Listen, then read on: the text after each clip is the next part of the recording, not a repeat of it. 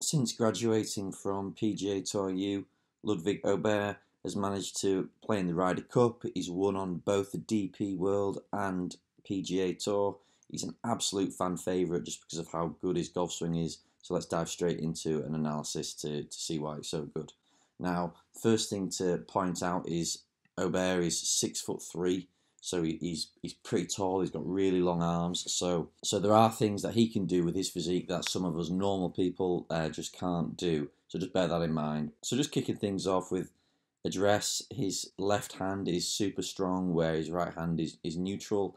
This is very sort of McIlroy-esque, where the left hand V points almost up beyond his trail shoulder, but the V from his trail hand points straight upwards. This is a great place. Your left hand basically is going to set the club face as closed to square, and then your right hand is sort of in a position where you can control the loft, control the strike. So I really like that for golfers. He stands very tall to the ball in what I would call basically posture perfection.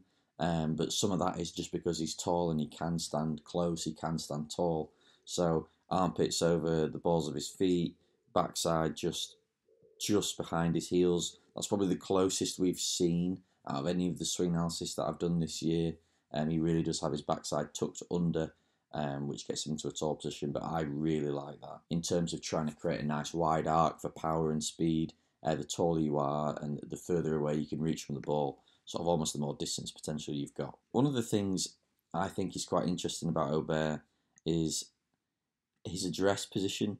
Now, I think he's been quoted in interviews to sort of say that one of his faults is getting almost too stacked on top of the ball at the top of the backswing, which is going to mean he probably won't drive it as good unless he shifts his hips forward, or it might just mean he strikes his irons up probably maybe too low. So actually in his address position, he has quite a significant amount of tilt to his spine and his shoulders. He almost looks like he's sort of almost favouring his right side, which is quite interesting. I think he's almost like presetting himself away from the ball so that as he starts his swing, even if he does get a little bit stacked towards his left side, because he's preset himself already to the right, he sort of works out as neutral. So I quite like that as a little compensation. The other thing is, again, it's just going to help you hit the ball higher. It's going to shallow you out a little bit, but it's going to help you hit the ball higher. So don't mind that at all. As we take the club away, it's quite interesting to see how much lateral shift Aberg has in this first half of the swing. You know, he really pushes all the way through that red line, maybe even, 2 or 3 inches of hip sway in this first part of the swing. Again, he's just trying to get his weight behind the ball. We know that a good weight transfer through this period then allows him to early transition, which allows him to get his weight forwards. And the kinetic energy that you create from that early shift, recenter, and then power shift forwards, that's what gives us sort of maximal power. But we see that quite a significant shift there from down the line. We're going to see just a picture perfect takeaway where club face stays looking at the ball for ages during this period, and actually the club face covers the ball as the club works up. That is like perfect on plane. I really like that. We're keeping the club out in front without forcing the hands out and away, and we're keeping the club face looking at the ball. So many amateur golfers go wrong in just this first sort of 2 feet of the swing, and if you want to copy anyone, that this is the position to copy. As we move the club back, it's nice to see his right arm stay on top. He really does keep the club face down. Now I think that's because his left hand grip is so strong, but he also does keep his right arm above his left, and again that keeps the club face down. So he's got lots of strong club face positions going on here. As we now wind into the top of the swing, what I want you to think about here is just how wide his right arm stays and how much higher the shaft is above his head at the top of the swing. Now, none of this is possible if you don't have like a full shoulder turn. So Aberg doesn't really turn his hips very much, but he's obviously pretty flexible, young, fit guy. Manages to get beyond 90 degrees shoulder turn, which is ideal. So we don't see that gap between the knees at the top of the swing. but because he's able to get that shoulder turn, he doesn't need it. I don't know many golfers who can not turn their hips and still get a massive shoulder turn. People just aren't that flexible generally, so you might need a bit more hip turn, but he doesn't. So look at how wide that right arm is at the top of the swing. Look at this triangle that he creates between his arms and above his shoulder. It's huge. Now some of that's the camera angle, maybe being a fraction low, but we can't get away from just how wide his swing is. If you've watched that video I've put out recently about how to gain club head speed, this is something that we talk about. Wide arms creates a massive arc. The club has travelled a really long way, which means it's going to travel a really long way back into the ball, which gives you club head speed. I just want to take a quick break to say thanks a lot for watching. If you could please like, comment and subscribe, then it really helps. It helps get this video out to more people, helps me grow, so we can do more cool stuff like this. Right, let's get back to it. From the top, we've got a shut club face compared to left wrist because of his strong left hand. But in terms of nice wide right arm and huge turn, you know, we're in a pretty much perfect position. If we just look at his hand depth, butt of the club, yeah, just behind the right heel, you know, this is absolutely perfect. You could argue he's someone who looks like he has an upright swing, but look at where his hands are. His hands are behind his right heel. He has depth and height to his hands, which is perfect, absolutely perfect. This is a position I would love for people to try and copy. What we're going to see from the top is that a massive 4 to 5 to maybe even 6 inch hip shift towards the target and what that does is it just allows him to get his arms down in front of him. One of the things that people get wrong from the top sometimes is trying to turn the hips too early, and that gets the arms trapped behind them, and that then causes some massive wide rights or maybe even some flip hooks.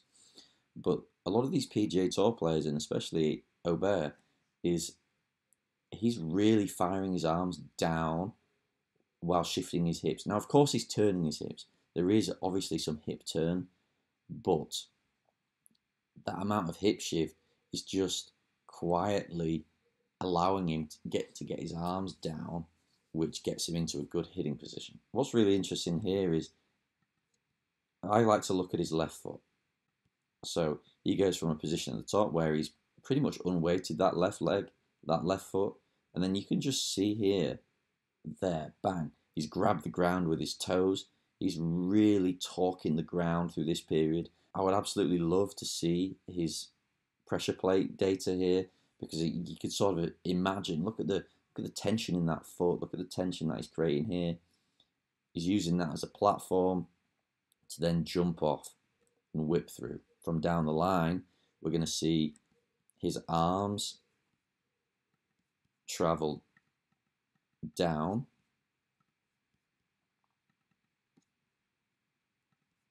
whilst his hips are shifting. Now, like I say, his hips are turning, but actually, I think his hips are turning slower than you think, because he doesn't have very much hip turn on the way back.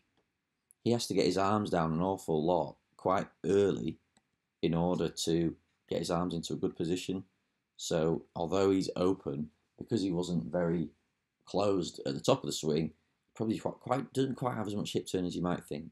But you can sort of see how his hands travel down significantly. They're not traveling out from the top. He's definitely working his hands down, and you can see that in some of the rehearsal swings that he does. Now, all of a sudden, we're in a position here where the club face is not open. You can sort of see his left wrist is like pointing upwards, which is an open left wrist position, and that club face there is definitely not shut like it was on the way back. The club face has opened. Club face there is very, very square. But what I want you to just look at here is how much the angle of his right arm just extends from, in such a short period of time, we go from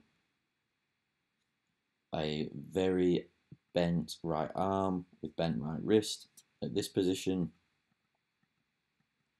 bosh, and all of a sudden, by the time we get to impact, in those 3 frames, 1, 2, 3, 4 frames, you go from bent right arm to straight right arm. Make no mistake about it, Aberg is firing his right arm and releasing the club as hard as he possibly can. Just look at where the club face is there. This is not a Hovland or Koepka or DJ sort of player. This is a McIlroy. This is a massive thrower of the golf club, which is why he hits it so far. Look at how quickly his hands turn over. Massively, right hand above left, big roll of the wrist. So, it's like quite a classic move there. He's extended his left leg, his foot spun out because he's jumping off it, and he's rolled his wrist as much as he possibly can. To the point where you could almost argue that the club face is closed, maybe too close through this period, which is why you might have seen that in the US Open he lost a few balls to the left on Saturday and Sunday, where he really is throwing his hands, throwing his arms, throwing his hands to create power to square the face up, and I really, really like that. You can sort of see that left foot is jumping up and away, but his right leg's extended, his left leg's extended, his hips are extended, his chest is extended, his arms are extended. If you want to hit the ball further and higher, you really want to try and work on hitting that position where you're in full body extension. Right leg, left leg, hips, spine, arms, masses of extension. And then what's really impressive is he's able to then finish and cut the speed off and finish in such a balanced position. This is a brilliant swing. There's loads to copy. There's loads we can work on here. This is another great PGA Tour player swing. If you are following this series, then we are starting to see some similarities between these tour player swings. Even though they all look different, when we break it down, they actually are pretty similar in a lot of the things they do. So be sure to check out the other videos, and thanks a lot for watching.